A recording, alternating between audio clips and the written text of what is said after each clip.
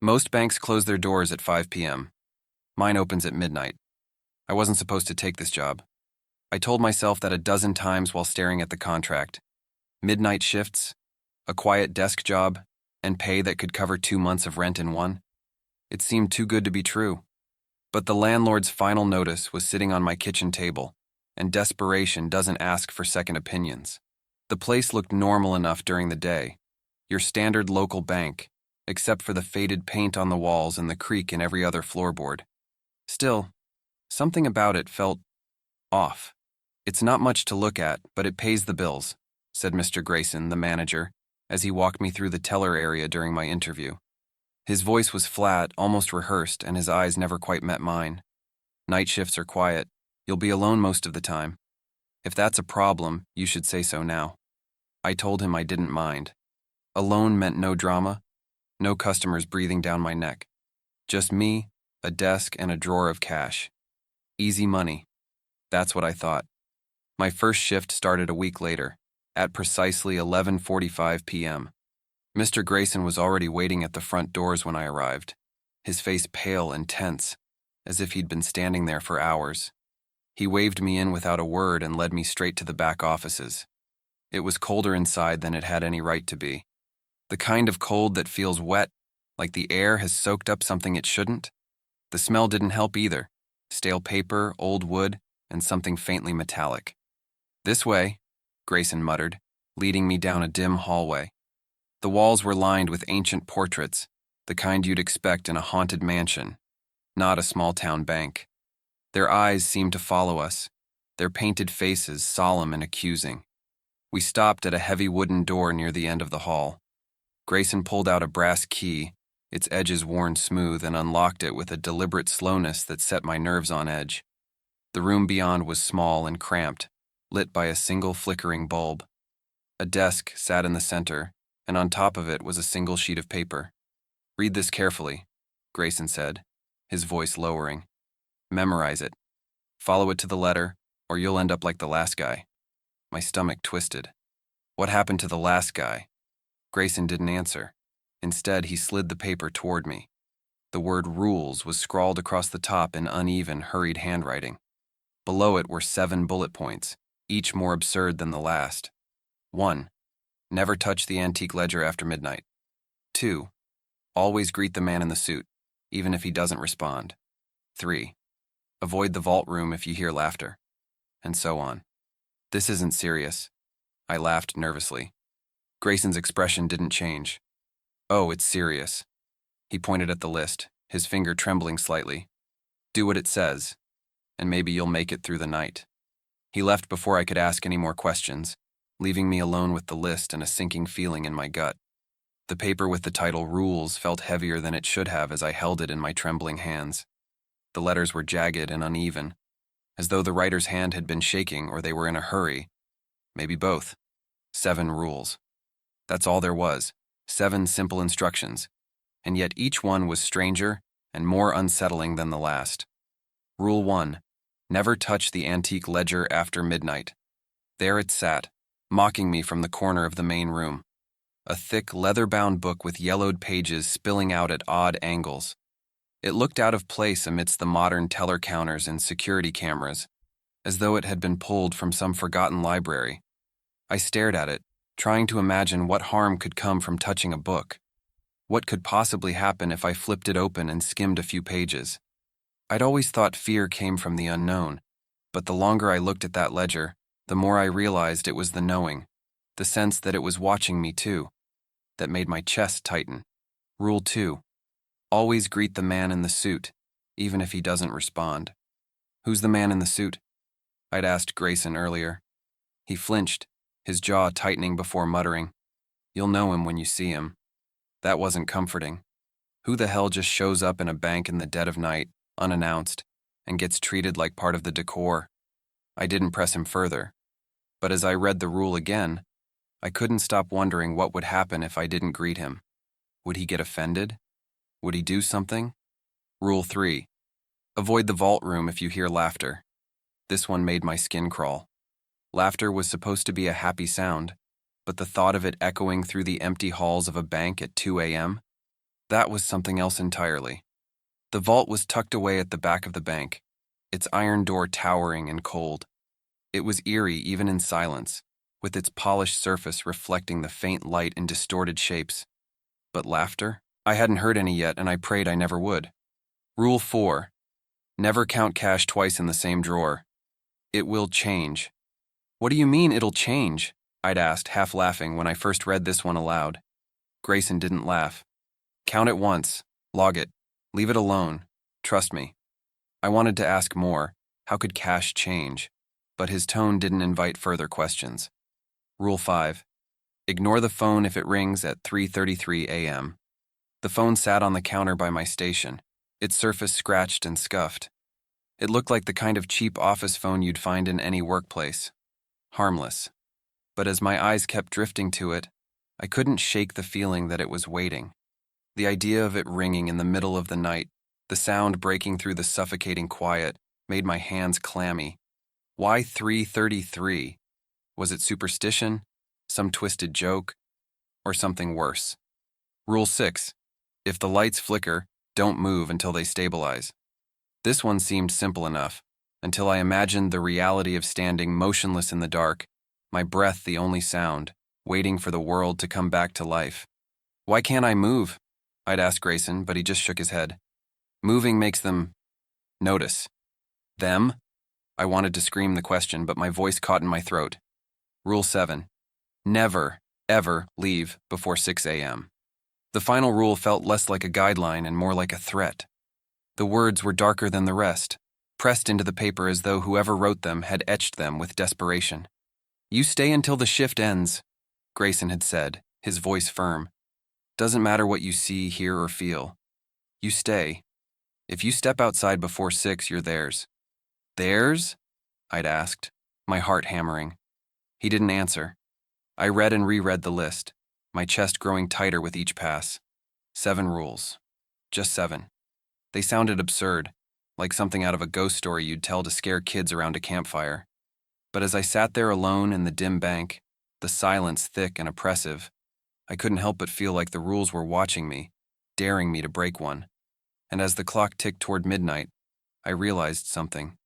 These weren't rules to protect the bank. They were rules to protect me. It started with the flickering lights. I was mid-yawn, stretching in my chair, when the fluorescent bulbs above me stuttered and dimmed. My breath caught, and the room seemed to shrink as the pale glow disappeared for a fraction of a second before surging back to life. Don't move! Rule 6 screamed in my head, freezing me in place. My heart raced, every beat a deafening thud in my ears. The room was deathly silent, but the flicker had rattled something deep in my chest, a primal warning that whispered, "Don't mess this up." The lights flickered again, this time longer, the darkness stretching around me like a suffocating blanket. My skin crawled with the sensation of being watched, though I was certain I was alone. I clenched my fists, willing myself to remain perfectly still, counting the seconds. When the lights finally stabilized, I released the breath I hadn't realized I was holding. But the quiet was worse now, pregnant with something unspoken. And then, faintly, I heard it. A laugh. Not the kind you'd hear on a comedy show or from a group of friends sharing a joke. No, this was wrong. Thin and high-pitched, echoing faintly from somewhere deep within the bank. It sounded childlike but hollow, as though it wasn't coming from a person at all. My eyes darted toward the vault door at the far end of the hall. My stomach twisted. Rule 3. Avoid the vault room if you hear laughter. I grabbed the edge of the counter, trying to steady myself. My instincts screamed at me to stay put, to follow the rules and pretend I hadn't heard anything. But the sound came again, louder this time, bouncing off the marble walls like a taunt. "Hello?" I called, my voice trembling. No answer. I stood there, paralyzed, as the laughter turned into giggles, closer now, more insistent. My throat tightened. I reached for my phone, but when I pressed the power button, the screen stayed black. Dead. "Grayson, you bastard," I muttered under my breath, the memory of his cryptic warnings flooding my mind. The giggles stopped abruptly, the silence more jarring than the sound itself. I should have stayed at my post. I should have ignored it like the rules said. But curiosity, or maybe fear, got the better of me. My feet moved before my brain could stop them, carrying me toward the vault. The hallway stretched out before me, the flickering lights casting eerie shadows along the walls. The closer I got to the vault, the colder the air became, until my breath puffed out in faint clouds. The heavy iron door loomed ahead, closed but not locked. The giggle came again, this time right behind me. I spun around, heart hammering, but the hallway was empty. My pulse roared in my ears as I stumbled back, nearly tripping over my own feet. When I turned back to the vault, the door was slightly ajar. "No," I whispered, shaking my head. "This isn't happening." But it was. The door creaked open, revealing darkness so thick it seemed to swallow the light. My body screamed to run, but I was rooted in place, a sick curiosity anchoring me to the spot. Inside, I saw the ledger, the one I'd been explicitly warned not to touch, sitting on a low table, its cover cracked and ancient. The air around it seemed to shimmer, like heat rising off pavement, and I swore I heard faint whispers coming from its pages. I wanted to look away, to turn and leave, but my feet betrayed me, carrying me over the threshold.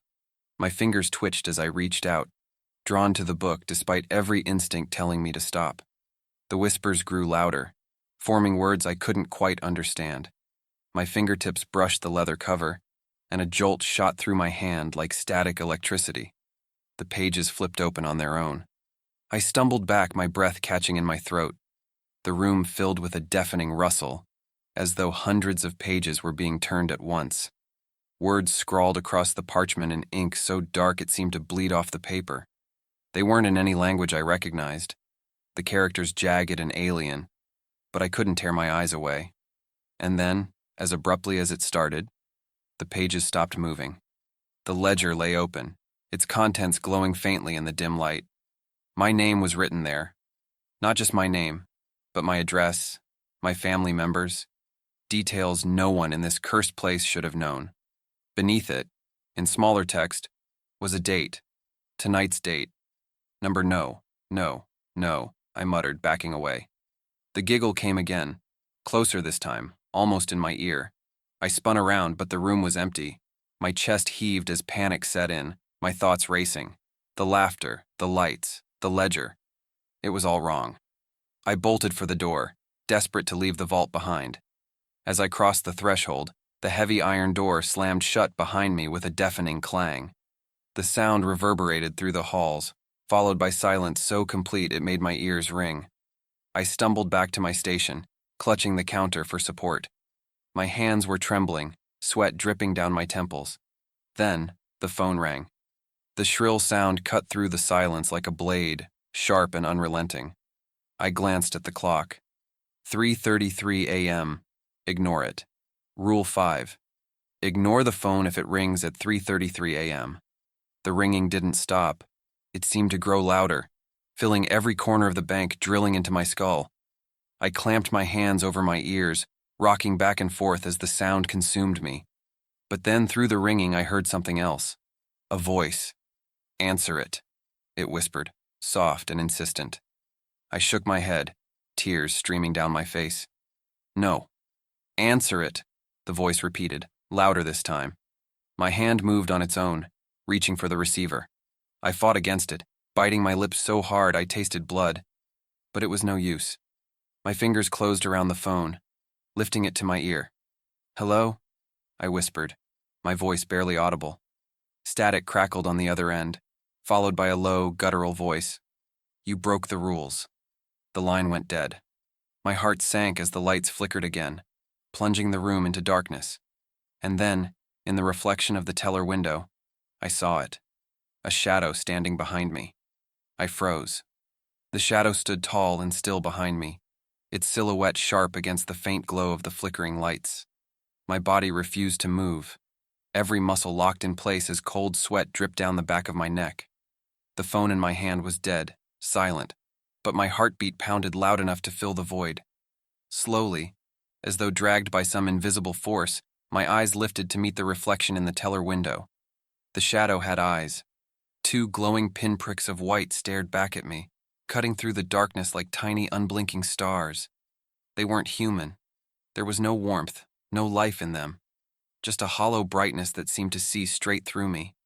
"Turn around," a voice rasped, low and gravelly, like nails scraping against metal. It didn't come from the shadow. It came from everywhere.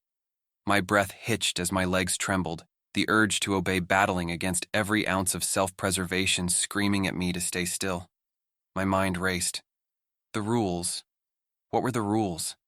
I couldn't think clearly. Couldn't. Turn. Around.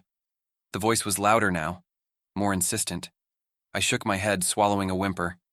My eyes darted back to the rules list pinned near my station. Rule 2. Always greet the man in the suit, even if he doesn't respond. Was this him?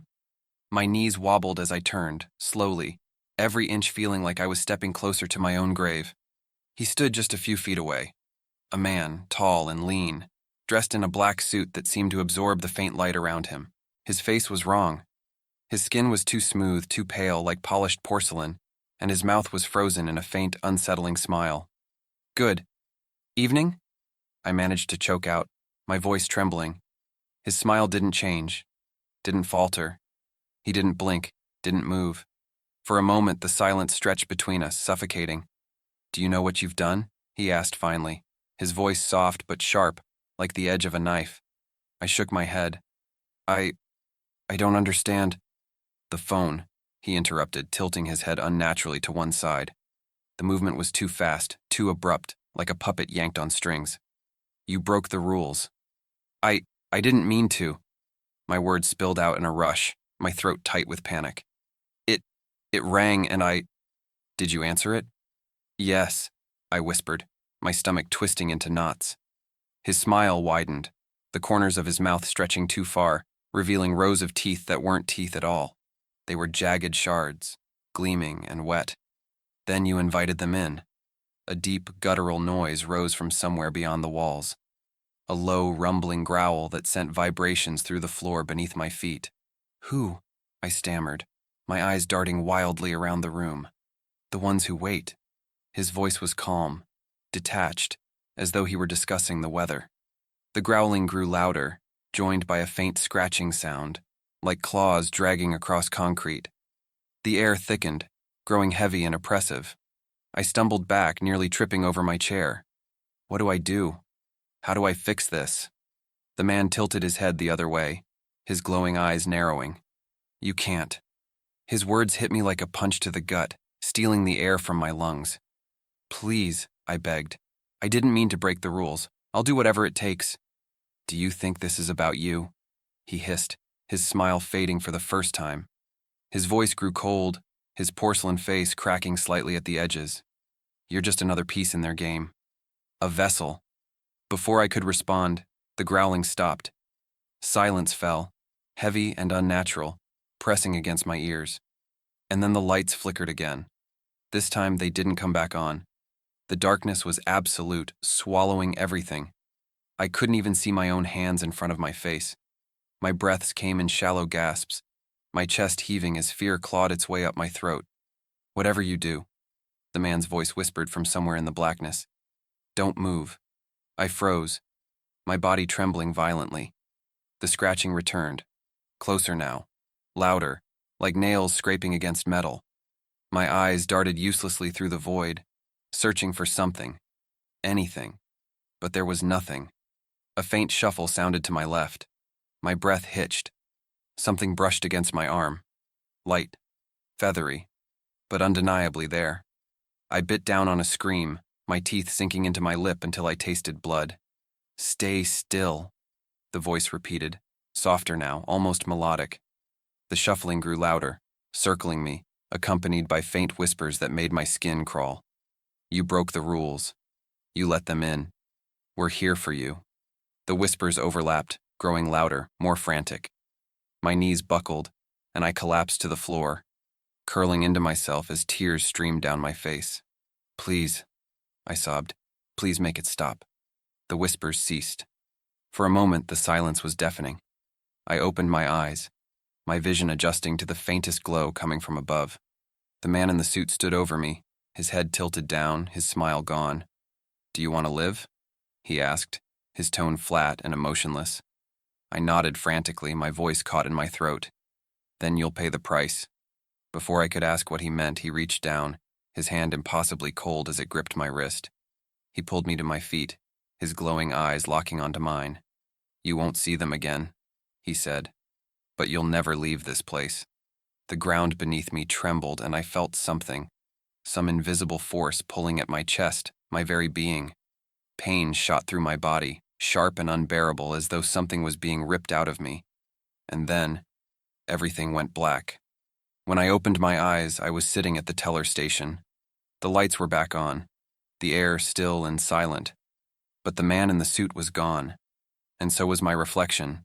The silence after the man disappeared was the loudest sound I'd ever heard. It pressed against my ears, suffocating, my own heartbeat the only rhythm keeping me tethered to the world. I couldn't feel my legs, my arms, or the cold counter beneath my fingertips. And when I looked up, my reflection was gone. The glass of the teller window reflected everything else: the empty station, the flickering overhead lights, the antique ledger in its usual spot. Everything except me. My chest tightened as I reached a trembling hand toward the glass. My fingers touched the surface, leaving a faint smear, but the hand didn't appear in the reflection. "What did he do to me?" I whispered. My voice sounded foreign, faint, as though it belonged to someone else. The bank was still. Too still. No whispers, no scratching, no flickering lights. It was as though the building was holding its breath, waiting for something. I couldn't stay there. I had to leave. I pushed away from the counter, my legs shaky, and stumbled toward the exit. The hallway stretched out in front of me, the air thick and cold, the portraits on the walls watching as I passed. Their painted eyes seemed sharper now, their expressions less formal and more accusatory. At the front doors, I paused. The rule list hung there, pinned to the wall, its jagged handwriting more ominous than ever. My eyes scanned it one last time, as though hoping to find some hidden instruction to undo what had happened. Rule 7. Never ever leave before 6 a.m. I checked the clock. It was 5:53 a.m., 7 minutes. I could wait 7 minutes. But as I stood there, the shadows in the hallway seemed to ripple, pooling together in corners and stretching unnaturally toward me. I backed up against the glass doors, my breaths coming fast and shallow. The voice came again, soft and sing-song, echoing in my mind. "You broke the rules." "No," I muttered, clutching my head. "No, I didn't. I followed them. You broke the rules," it repeated, louder this time. The shadows shifted, and one of the portraits fell from the wall with a loud crash. I jumped, spinning toward the sound, but nothing was there. Just the painting lying face down on the floor, its frame splintered. I turned back to the door and froze. The glass wasn't empty anymore. A face stared back at me, my own face, but twisted and wrong. The skin was too pale, the eyes too dark, and the mouth curled into a smile that didn't belong to me. It tilted its head, the movement eerily familiar, and then it spoke, though the lips didn't move. 6 minutes, it said, the voice layered with a dozen others, low and guttural. I stumbled back, my legs giving out as I collapsed onto the cold marble floor. The reflection in the glass didn't move. The shadows crept closer. The clock struck 5:57 a.m. The air grew colder, the kind of chill that sinks into your bones and steals your breath. The ledger on the counter flipped open on its own, its pages fluttering violently as though caught in a storm. Words appeared on the yellowed paper, written in that same jagged script. "You are the rules.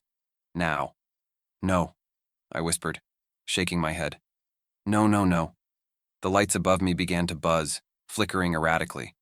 The walls seemed to close in, the portraits shifting and warping, their faces contorted into grotesque sneers. I scrambled to my feet, desperate for an escape. But the glass doors wouldn't budge. My reflection smiled back at me, wider now, the edges of its mouth splitting as though the skin couldn't contain the expression. 5 minutes, it said, its voice dripping with mockery. I backed away, stumbling into the middle of the lobby. The shadows circled me like vultures, growing taller, darker, their forms twisting into jagged shapes that barely resembled anything human. "What do you want?" I screamed, my voice cracking. The ledger slammed shut with a deafening bang, and the shadows stopped moving. For a moment, everything was still. Then they spoke. Not in words, but in feelings, images, memories. I saw flashes of others, tellers, supervisors, employees who had stood where I stood now. Some had run, some had stayed. None had escaped. They weren't just shadows. They were the rules. Each one of them had been broken, bound to this place, becoming part of the game, the cycle. And now, it was my turn. 5:59 a.m. The shadows closed in, their whispers filling my ears, my mind. My reflection pressed its hands against the glass, its smile stretching impossibly wide. "Don't fight it," it said. "It's easier that way." I dropped to my knees, clutching my head as the voices overwhelmed me. Images of the man in the suit flashed before my eyes, his porcelain face cracking, his glowing eyes watching as I took his place. Because that's what this was. That's what it had always been. The rules weren't to protect me. They were to prepare me. 6 a.m. The clock chimed, the sound echoing through the empty bank. The lights stopped flickering. The shadows receded, slinking back into the corners where they belonged. I stood, but it wasn't me anymore. My reflection smiled as I adjusted the lapels of my suit. The same suit the man had worn. The same suit I now wore. The rules list hung on the wall, pristine and untouched, waiting for the next teller, the next piece in the cycle. The glass doors unlocked with a soft click, the morning sun spilling into the lobby. And as the first rays of light touched my skin, I realized something chilling. I wasn't leaving. I couldn't leave. The bank had me now, forever. What would you do if you worked the night shift in a haunted bank? Would you follow the rules or break them? Let me know your thoughts in the comments below. And remember, rules are there for a reason, but sometimes the real horror begins when you obey them. If you enjoyed this story and want more chilling tales, don't forget to like, subscribe, and hit the bell icon to make sure you never miss the next nightmare. Thanks for watching, and until next time, keep the lights on. You never know what's lurking in the dark.